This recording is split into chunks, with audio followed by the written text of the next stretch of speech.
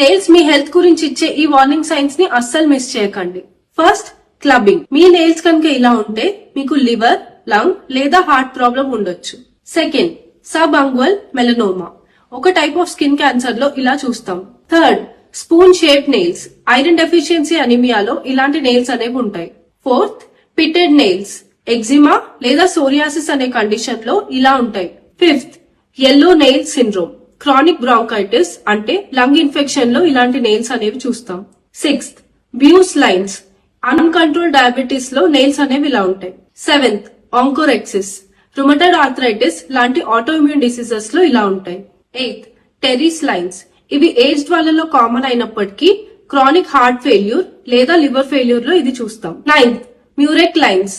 Protein deficiency లేదా kidney diseases లో ఇలాంటి నెయిల్స్ అనేవి ఉంటాయి.